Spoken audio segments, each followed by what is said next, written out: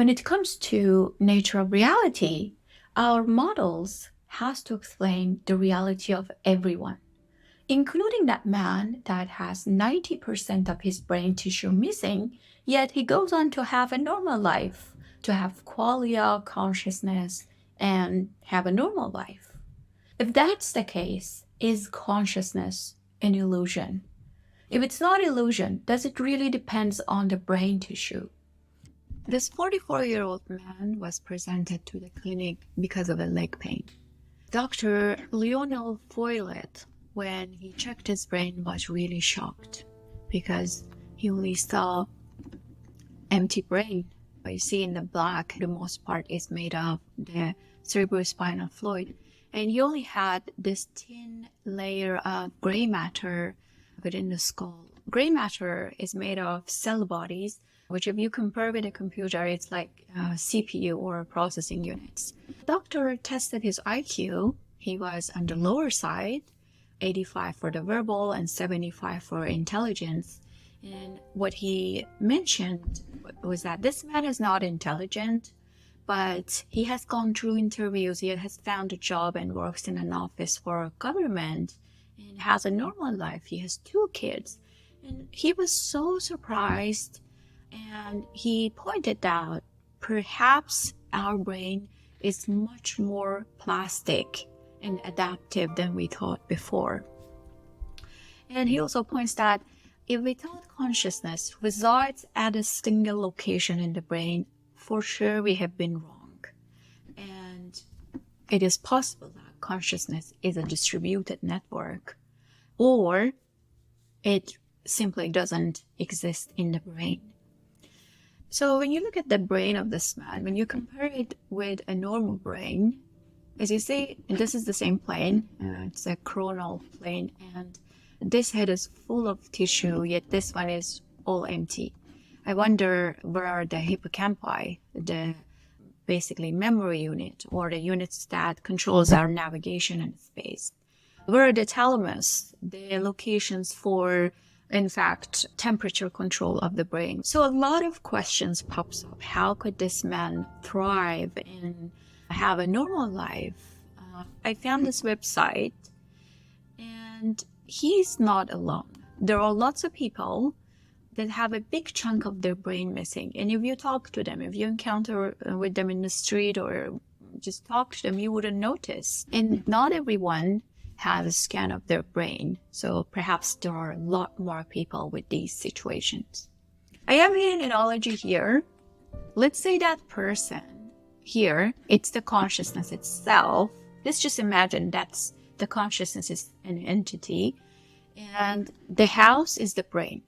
This person, the consciousness, is within an empty house. This house is not equipped with anti-theft devices. It's not equipped with any cameras at the front door. It's all empty without automated equipment and devices. So the consciousness has to be aware and in control all the time, because it has no access to advanced devices like every other normal brain does with all those tissues. This consciousness is bare hand. And so that little brain tissues within the skull, he has to use those bare minimum stuff to compensate for lack of the advanced tools. So now imagine this man. This is a consciousness in another house. That's like the full brain house that has all those automated devices, the cameras, anti-theft devices, all those monitors and fancy automated tools. And the consciousness is there. He doesn't have to be conscious all the time. He can delegate tasks to those automated devices, have a remote control, and just with a button control everything. He doesn't have to be conscious. These devices are taking the task and it's sold unconscious.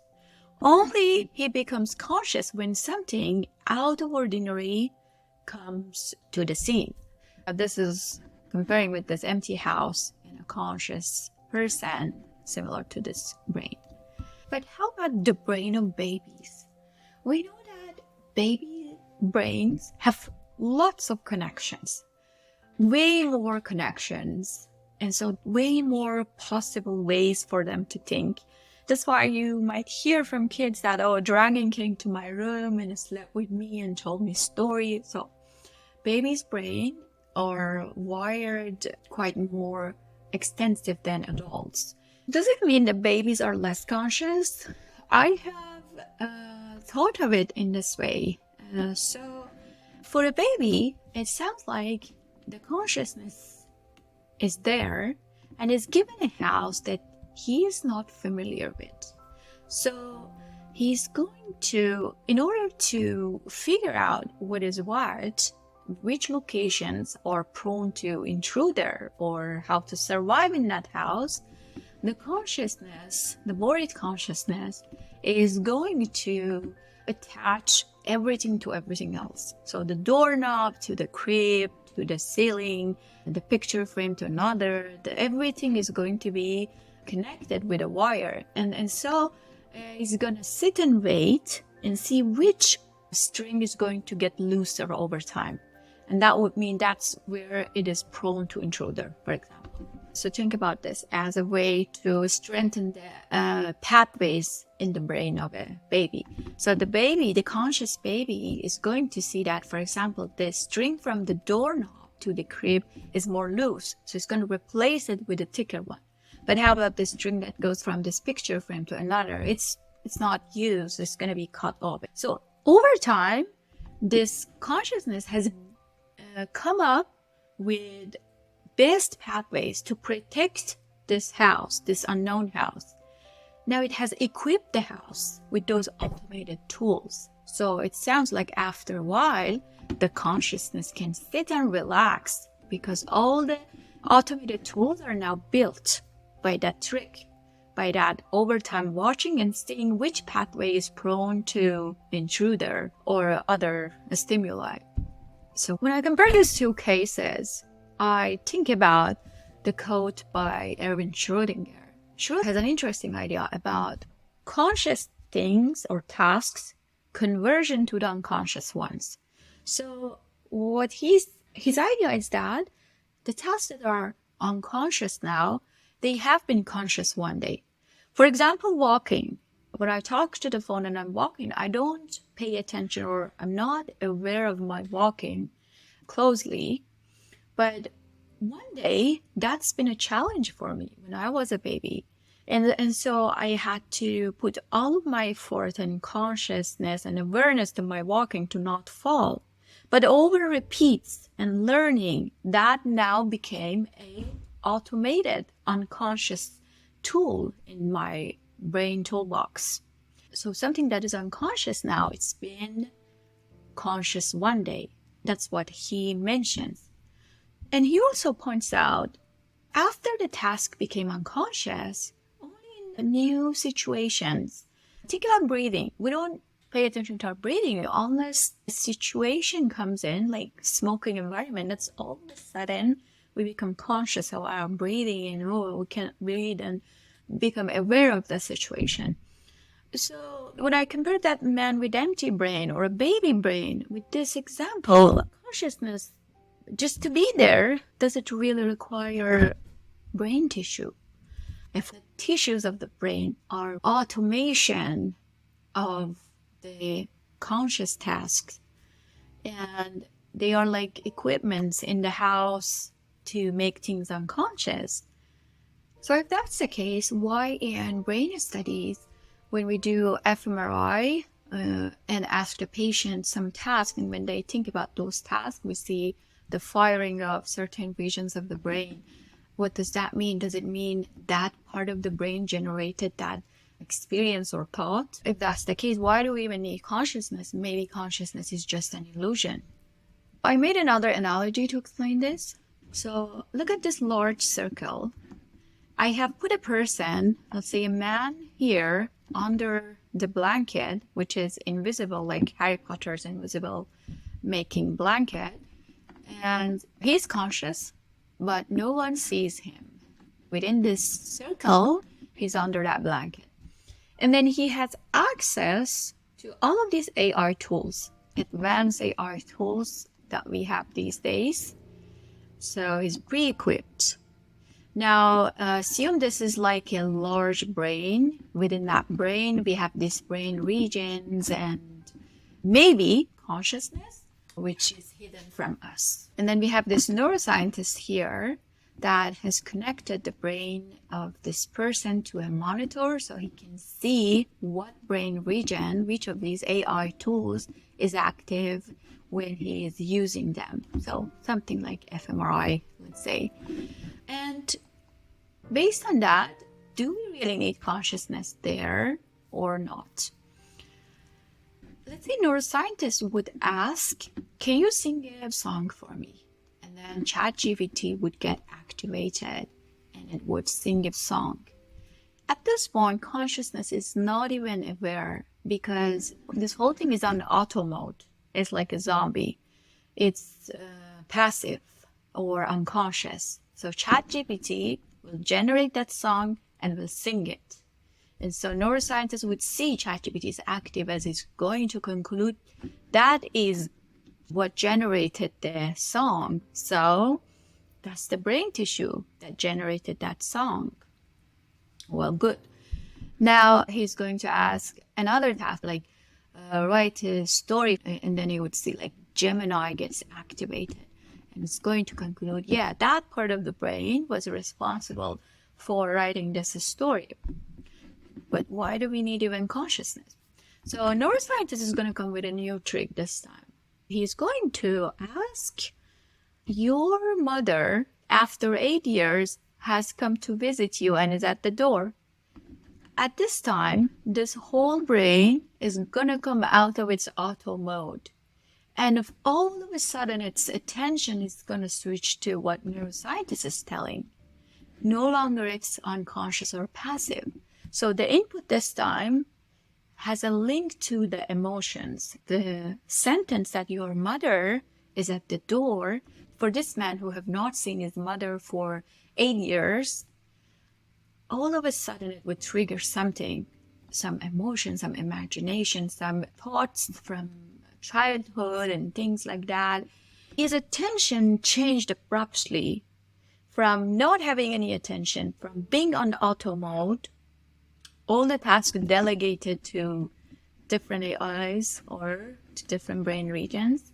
Now it's consciously listening and imagining.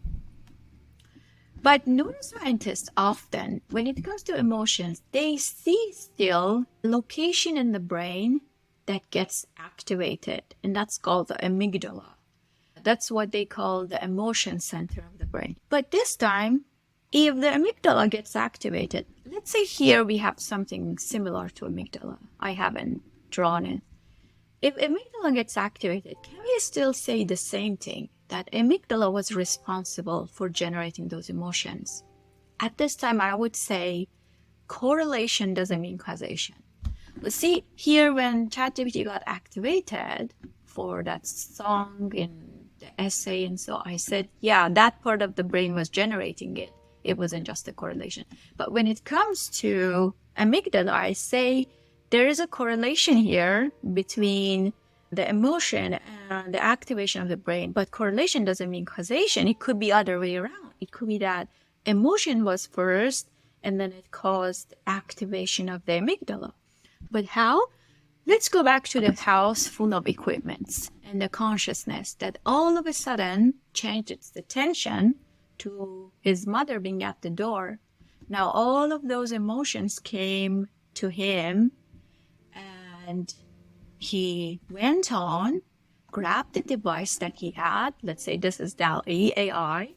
And he said, DALL-E, generate my mother picture with me or bring from my memory all the pictures related to her or picture some of these emotions that I have. So I think in case of emotions, the emotions was first to center of the attention for consciousness, and then the amygdala got activated. Well, I can't for sure tell that, but I think in case of emotion, it could be a situation similar to this, that emotions come to the conscious attention, and then amygdala gets activated. Amygdala gets activated to help the imagination, probably. I am not sure.